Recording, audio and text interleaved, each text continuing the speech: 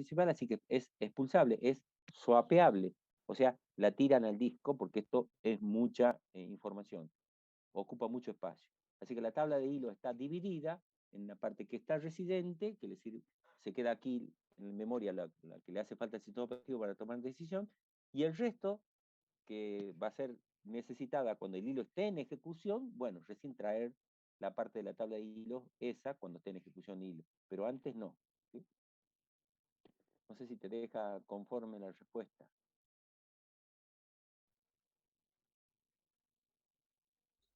Sí, más o menos, profe, no entendí muy bien, o sea, en concreto cuál sería la ventaja, digamos. La ventaja es el ahorro de espacio. Perfecto, Si bien, bien. vos tenés dividida la tabla, entonces decís, es como que cuando vos vas, no sé, a algún lado, y claro, caminando vos tenés capacidad para bolsillo nomás. Y entonces, bueno, vos vas guardando, no sé, documentos, el celular, dinero en los bolsillos. Entonces vos necesitas optimizar el espacio, ¿sí? Que llevas andando. Es posible que necesites una mochila. Bueno, en la mochila agregás un poco más, pero si te hace falta, por ejemplo, no sé, eh, la escritura de la escritura de la casa no la vas a andar cargando permanentemente, ¿te das cuenta? Entonces, la escritura de la casa solo hace falta para cuando vos hagas compra, venta, juicio sucesorio, probar que sos dueño de la casa, etcétera. Bueno, la tenés bien guardada en un armario o bajo llave en la parte de la casa, ¿sí? Entonces, queda como expulsada a disco, queda en el disco, que es un dispositivo más lento, queda en la casa. No la andás transportando. Entonces, cuando te hace falta la escritura, bien, para ese caso venís, la buscás, digamos, la necesitas, la presentás, sacas una fotocopia y la volvés a llevar. O sea, traes, aquí lo que vos estás optimizando es espacio y no cargas en memoria cosas que sean innecesarias sobre que la memoria es limitada y encima es cara, entonces no podés. Si vos cargas muchas cosas de un proceso en memoria, estás limitando y no le permitís que otros procesos también usen la memoria, ¿te das cuenta? Claro, o sea, en memoria solo se guardaría la Mm. información de la prioridad, nada más, en la tabla Exacto. de... Por ejemplo, la información de la prioridad o la diapositiva que decía sincronización en cuanto, no sé, por ejemplo, si un sistema operativo dice también voy a valorar la prioridad más los tiempos y resulta que este hilo tiene un valor de tiempo de espera muy grande, bien, no lo voy a hacer esperar tanto. Entonces, los tiempos también pueden influir sobre la prioridad. Entonces, ahí te conviene dejar también los tiempos, ¿sí? Algunos tiempos, por ejemplo, de cola de espera en ready, en estado ready. Así que eso puede servir. O sea, ahí lo que decía, todo lo que sirva de información para la toma de decisiones en la planificación es bueno que lo dejes en memoria. El resto no, porque el resto es particular, es privado del hilo. Bueno, lo vas a necesitar recién cuando esté en ejecución. Por eso te decía que como el ejemplo de la escritura. No andás o el título del auto. Si vos tenés un auto, no andás cargando el título del auto. Es suficiente con cargar la tarjeta verde, bueno, porque es peligroso que te lo roben, que sé yo. Entonces, bueno, no ocupás espacio de la guantera o de espacio del auto para llevar cosas que no son necesarias para la toma de decisiones, ¿entendés? Perfecto, profe. Ok, Muchas gracias. no, al contrario, gracias a vos por preguntar. Bien, más preguntas.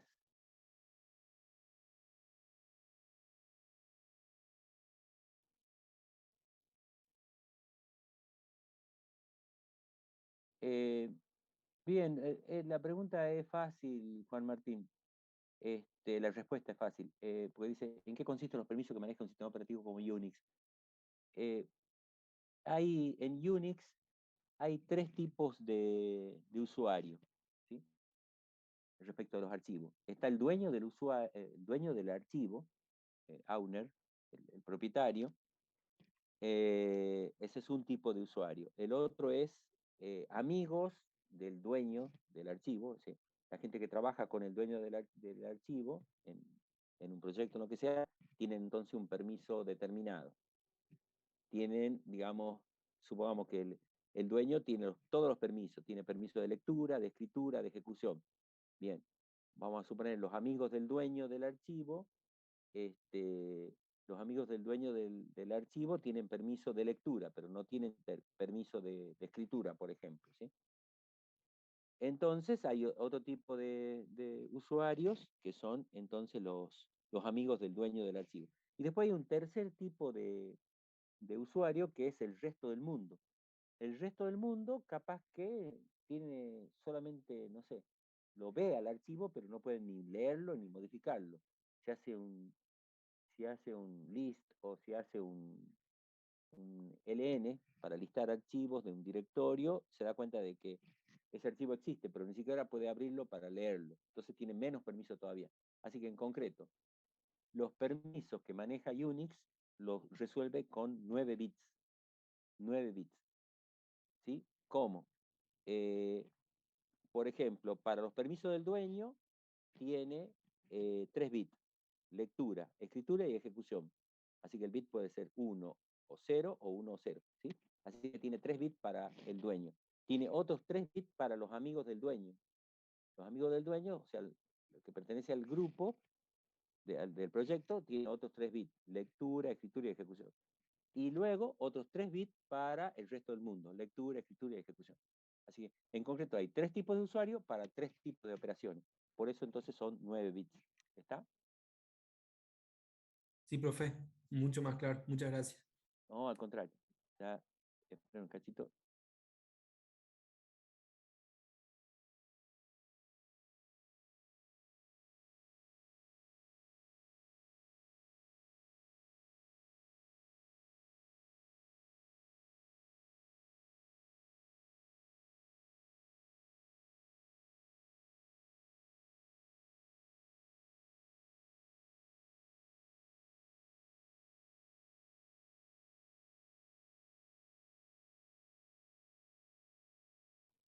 Ok. No le han respondido a Sebastián. Juan, ¿qué pregunta era? Ahí está preguntando qué número de pregunta es. 87, profe. 87 es Sebastián. Bien, gracias, profe. Ok. Gracias. El parcial es el 14 de mayo, o sea, el sábado 14 de mayo a las 10 de la mañana. ¿Sí? Va a ser presencial en la Rivadavia 1050, en la sede de la Facultad Regional de Tucumán. Nicolás. Está puesto en las diapositivas de presentación de la materia, que se encuentra dentro de transparencia, dentro de la página del sistema operativo. Bien, ¿más preguntas?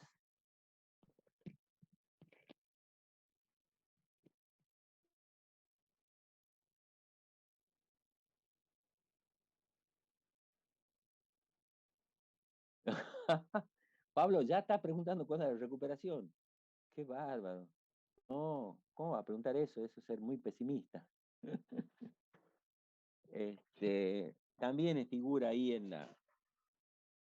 la presentación de SO 2022, figura cuándo son las recuperaciones, no me acuerdo. Debe ser o el último sábado de noviembre o el primer sábado de diciembre.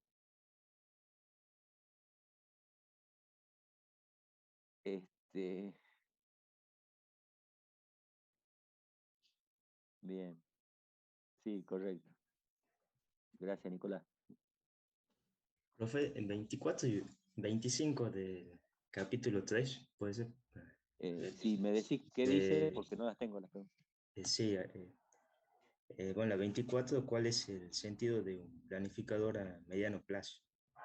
Bien, bien. ¿Y la 25 está relacionada o es otra? ¿A qué se denomina intercambio? Esa es la 25. Bueno, ok. Eh, Entonces, bien, bien, vamos a ver cómo lo puedo mostrar. Sí, en el capítulo que tiene los estados de los procesos. Esto sería el capítulo 3, me parece. Entonces, a ver, ¿qué capítulo es este? Este es el capítulo 4. Bien, este no. Ahora voy al capítulo 3. No lo tengo abierto. Bien, voy al capítulo 3. Bueno, ahora vemos en una diapositiva, va a quedar más claro, a qué se denomina planificador de mediano plazo. Entonces,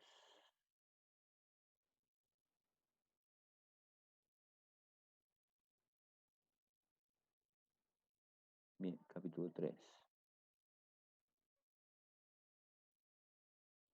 Vamos a ver.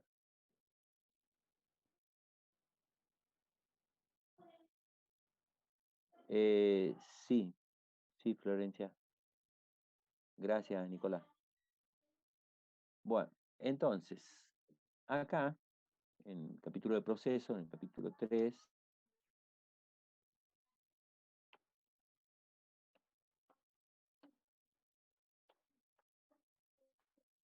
nosotros tenemos aquí. En esta diapositiva, Juan, estamos mostrando cómo es la circulación de un proceso desde que nace con el estado de nuevo, y entonces en el estado de nuevo el sistema operativo le asigna un número cuando el proceso es creado, el número de Process ID, ¿sí? Sin embargo, todavía no tiene asignado memoria, todavía no le han, asignado los lugares de memoria donde va a ubicarse. Eso sí lo hacen cuando está en estado ready, ¿sí? Cuando el proceso pasa al estado ready es porque ya tiene un lugar de la memoria, en memoria, y entonces una parte del código, una parte de los datos y una parte de pila ya le ha sido asignado en memoria principal. Bien, la idea es la siguiente, que el sistema operativo deje pasar, entre comillas, a la mayor cantidad de procesos posible, esto es, que a la CPU no le falte código para ejecutar. Y entonces, los diseñadores vieron de que los procesos tienen un comportamiento bastante particular, están en unos cuantos microsegundos ejecutando y ya desocupan el procesador y se van o a pedir por una entrada-salida o bueno, o son expulsados por el mismo sistema operativo porque se les acaba el quantum de tiempo y entonces hacen pasar a otro proceso. Así que están muy poco tiempo usando la CPU y por lo tanto necesitan que en el Cola Ready siempre haya procesos para poder ejecutar, ¿sí? Que esta cola siempre mantenga al menos 1, 2, 3 procesos para que de ahí saque el planificador y los mande a ejecutar. Ocurre que cuando empieza el sistema operativo a elegir muchos procesos para que ya se carguen en memoria principal y mantengamos un grado de multiprogramación alto, nos podemos encontrar con que somos demasiado exagerados. Hemos hecho pasar muchos procesos y entonces ya nos estamos empujando. Hay muy poco espacio para cada uno, nos estamos empujando, no hay lugar para nada. Si un proceso quiere crecer, no puede porque ya lo encuentra a los límites cerrados, porque tiene procesos para ambos lados en la posición de memoria, por lo tanto no podría crecer. En algún momento el sistema operativo toma decisión y dice, bueno, voy a expulsar, así como los traje, expulsa de memoria algunos procesos. Por lo tanto, es posible que estando en un estado particular, el proceso pasa al estado suspendido, ¿sí? Entonces es expulsado al disco. Entonces disminuyo el grado de multiprogramación en memoria porque, como les digo, son tantos que no nos podemos ni mover, nadie puede crecer en espacio y los procesos tienen esa característica. A veces necesitan más espacio porque están incorporando nuevos subprogramas, nuevas funciones, y entonces el proceso puede crecer. Pero si somos muchos no va a poder crecer. Entonces lo que hace es expulsar al proceso y mandarlo a disco, ¿sí? Bueno, en concreto, teniendo conocimiento de cómo trabajan los procesos, es decir, cuáles son los estados que pasa un proceso, uno puede decir que acá, afuera, digamos, cuando alguien ha puesto un comando do pepe, siendo pepe un nombre de un programa que se va a ejecutar, ese pepe está como archivo ejecutable en disco y cuando se lo llama se carga en memoria y se transforma en proceso. Si el proceso es batch, y no tiene interacción humana, preferimos que espere afuera, no lo hacemos entrar. Los procesos batch son muy demandantes. ¿Por qué? ¿Qué características tienen los procesos batch para ser demandantes? Bueno, no tienen interfaz con el usuario. El proceso batch la resuelve todo él solo. Así que él abre archivos, saca datos, procesa, guarda en archivos y así va sacando. O sea, nunca tiene interacción con el ser humano. Eso, que es bueno para el usuario que ejecuta un proceso batch, porque no está esclavizado cargando datos ni contestando mensajes de la pantalla, sino que lo que hace es ejecutar y total ya tiene los datos para sacarlo de archivos, así que lo puede hacer rápidamente, no hay interacción humana. Entonces, eso en general no tienen apuro, los procesos batch no tienen apuro cuando los usuarios piden ejecución, es porque no tienen apuro y entonces cuando haya un lugar vacío, o sea, cuando la CPU esté sin hacer nada, entre comillas, nada útil para ejecutar instrucciones, entonces recién tomemos un proceso batch para ejecutar. Así que en general, si el grado de multiprogramación es alto, no hacemos pasar a los procesos que están afuera, si bien es cierto, ya están registrados, ya tienen estado de nuevo, pero no están en estado ready. Entonces tenemos lo que se conoce como un planificador de largo plazo. El planificador de largo plazo, eso significa que ese planificador trabaja con plazos largos, por lo tanto, la frecuencia con que ejecutan es muy baja. Entonces, son convocados cada 10 minutos, cada 15 minutos, es decir, pasa mucho tiempo para ser convocado el planificador de largo plazo y hacer pasar un próximo proceso batch. Ese es el que está afuera, digamos, un planificador trabajando sobre una cola de procesos que está afuera, que se arma, digamos, de procesos que quieren ingresar, ¿sí?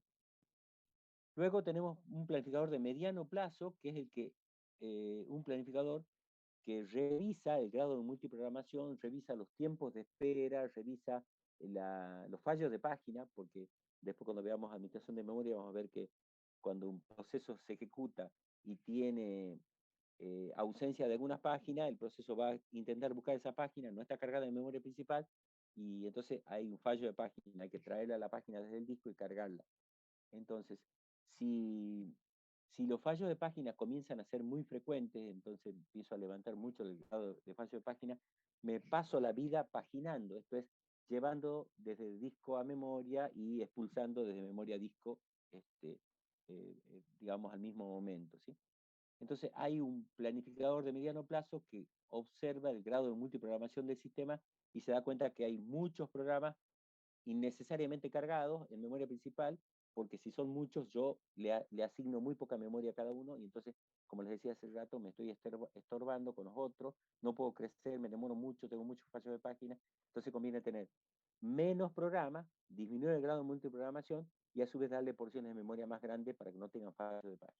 Así que tengo un planificador de mediano plazo que revisa el grado de multiprogramación del sistema, expulsando algunos procesos que, digamos, no tienen mucha prioridad y que, bueno, el usuario no está dando bolillas. Por ejemplo, podría expulsar a un proceso batch. Total, los procesos batch no tienen apuro de ejecución. Así que tengo un planificador de largo plazo afuera para los procesos batch, un planificador de mediano plazo, esto de mediano plazo porque aquí el auditor, el que revisa el grado de multiprogramación, capaz que actúa cada, no sé, en vez de cada media hora como el de largo plazo, actúa cada 3 minutos, 2 minutos, ¿sí? Entonces está revisando el grado de multiprogramación y libera memoria cuando ve que los procesos están muy lentos, o sea que avanza muy poco porque, como les digo, no es efectiva la ejecución de los procesos porque se la pasa la vida expulsando páginas, ¿sí? Y después tenemos otro planificador que trabaja sobre esta misma cola ready, que es el planificador de corto plazo, planificador propiamente dicho, que es el que cuando la CPU queda desocupada por alguna de estas razones, el planificador elige el siguiente en la cola ready, ¿sí? Ese es el planificador de corto plazo porque actúa con una frecuencia más alta. Trabaja cada 20 milisegundos, cada 50 milisegundos y va a elegir un siguiente proceso que va a tomar la CPU.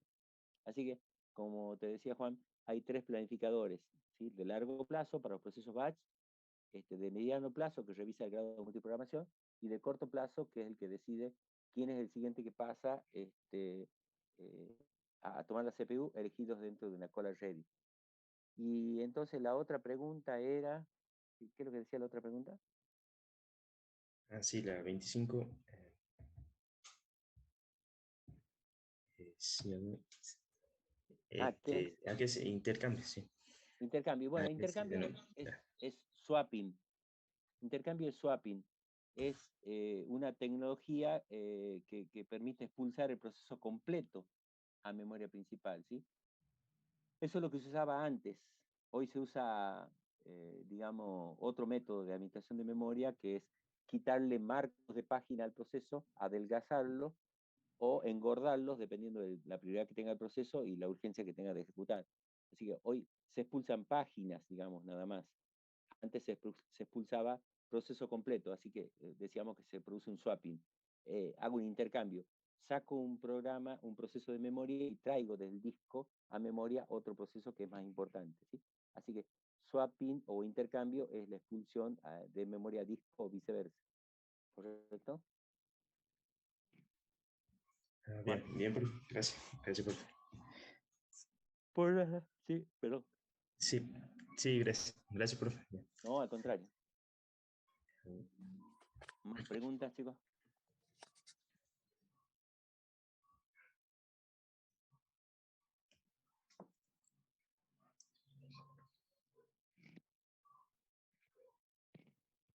Profe, Sí, del capítulo 4, ¿por qué se necesitan las suprallamadas? sí. Veamos el capítulo 4. Compartir.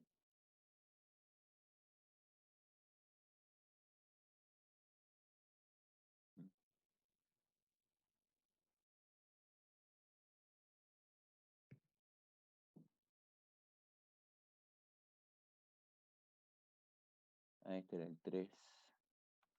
Este no. ¿La pregunta estaba en el 3 o en el 4, señorita? En el capítulo 4. En el 4.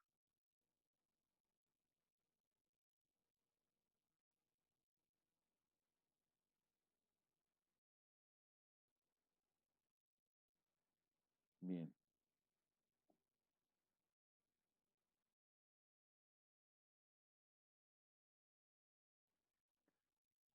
Bueno, acá, no sé si tengo una diapositiva que muestre eso, pero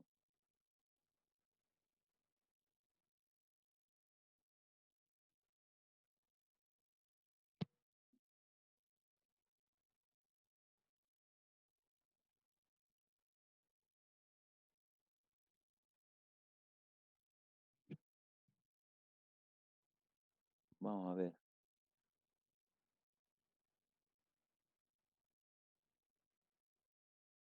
Ok.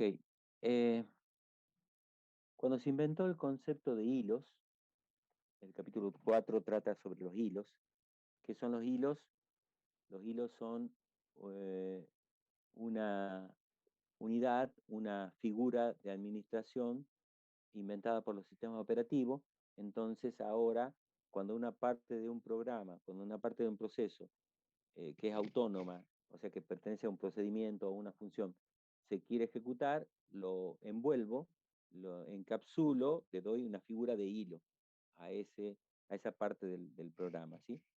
Porque digo, porque se le llama hilo porque es liviana, en cuanto que ahora el concepto de proceso ha cambiado, en vez de ser lo ejecutable, el proceso, con el viejo concepto de proceso, ahora lo que se ejecuta son los hilos dentro del proceso. El proceso pasa a ser el contenedor de los recursos y el hilo pasa a ser la parte ejecutable o el código ejecutable dentro de ese proceso. Este concepto de hilo nace en las aplicaciones, o sea, los hilos primero son diseñados por la gente que programaba las aplicaciones.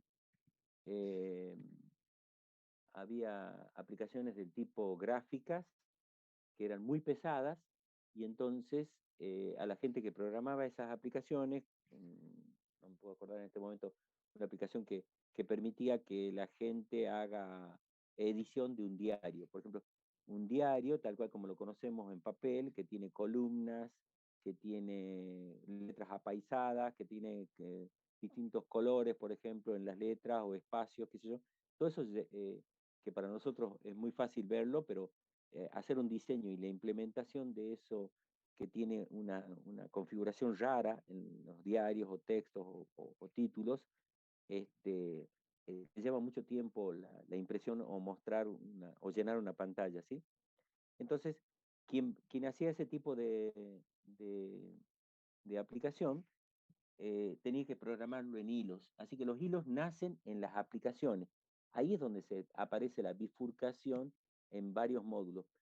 Eso, año 1980, al nacer en las aplicaciones, los sistemas operativos no estaban enterados de la administración de hilos dentro del proceso, porque estaba corriendo en modo usuario. Entonces, bueno, la administración se tenía que llevar en espacio de usuario. Y cada hilo, este, cada hilo de usuario, digamos, que se ejecutaban en modo usuario de la aplicación, digamos, estaban divididos en hilo de la aplicación, pero el sistema operativo no estaba enterado. El sistema operativo creía que se ejecutaba el proceso, ¿sí? Y entonces es el proceso que pedía procesador.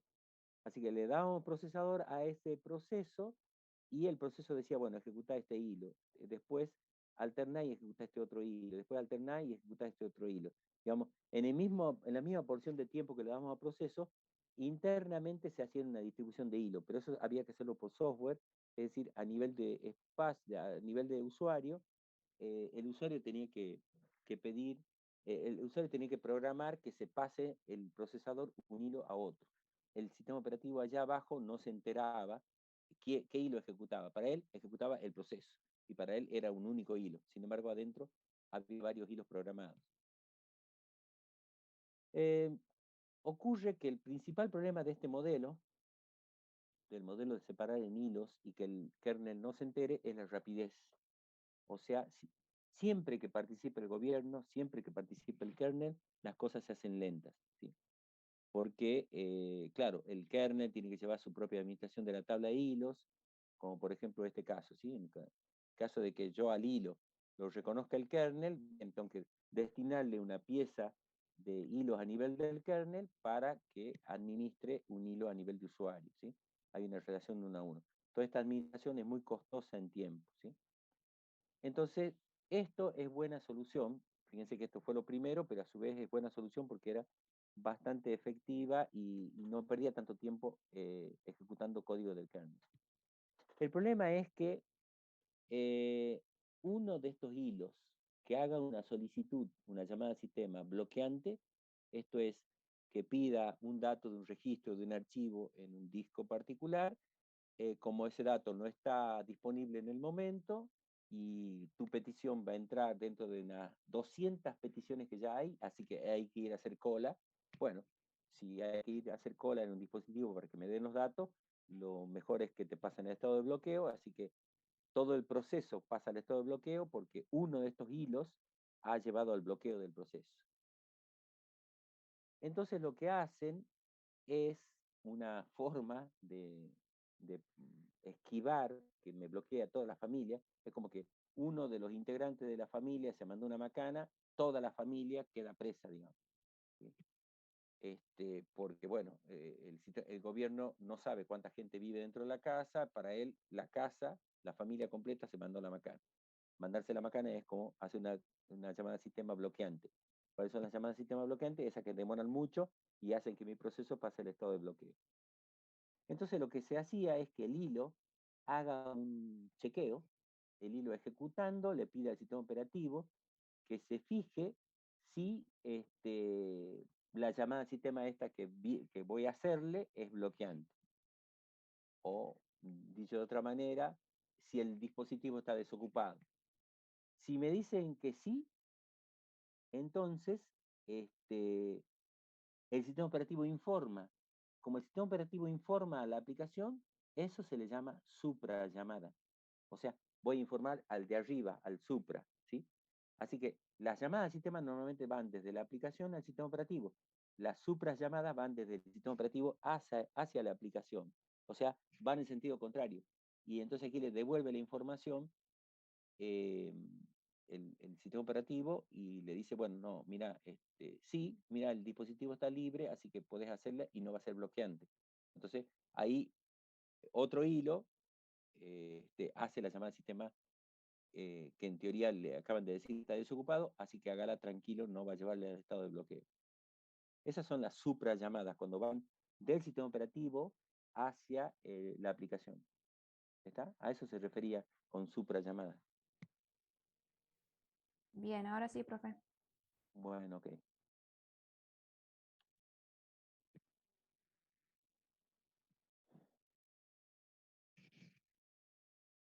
Bien, ¿más preguntas?